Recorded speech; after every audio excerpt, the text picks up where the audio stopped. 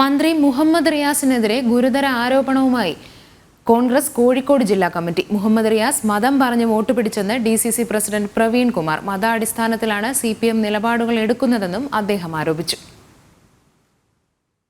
കോഴിക്കോട് ലോക്സഭാ മണ്ഡലത്തിലെ LDF സ്ഥാനാർത്ഥി എളമരം കരീമിന് മുസ്ലിം പരിവേഷം നൽകാനുള്ള ശ്രമം CPMന്റെ ഭാഗത്തുനിന്ന് തുടക്കം മുതലുണ്ടായിരുന്നു.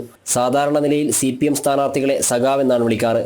എന്നാൽ എളമരം കരീമിന്റെ പോസ്റ്ററുകളിൽ കരീംകയ്ക്ക് വോട്ട് ചെയ്യുക എന്ന രീതിയിലായിരുന്നു പ്രചാരണം. അത് വലിയ ചർച്ചയുമായിരുന്നു.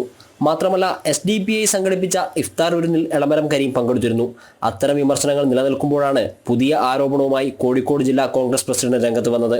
കോഴിക്കോട് മുസ്ലിം MP ഉണ്ടാകണമെന്ന് പറഞ്ഞ് മന്ത്രി മുഹമ്മദ് റിയാസ് പ്രചാരണം നടത്തിയെന്നാണ് കോൺഗ്രസ് ആരോപിക്കുന്നത്.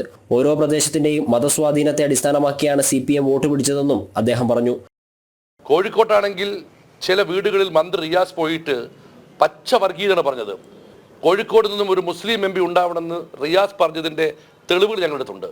കോരപ്പുഴ പാലത്തിന് ഇപ്പുറത്തേക്ക് മുസ്ലിം സ്നേഹവും കോരപ്പുഴ പാലത്തിന് അപ്പുറത്തേക്ക് ഹിന്ദു സ്നേഹവും എന്നുള്ള ഏറ്റവും മോശകരമായ രാഷ്ട്രീയ പ്രവർത്തനവും പ്രചരണ പ്രവർത്തനവുമാണ് ഈ തെരഞ്ഞെടുപ്പിൽ CPI നടത്തിയത്. അതേസമയം SDPI സംഘടിപ്പിച്ച ഇഫ്താർ വിരുന്നിൽ കോഴിക്കോട് ലോക്സഭാ മണ്ഡലം UDF സ്ഥാനാർത്ഥി MK രാഘവനും പങ്കെടുത്തിരുന്നു. ജനം, കോഴിക്കോട്.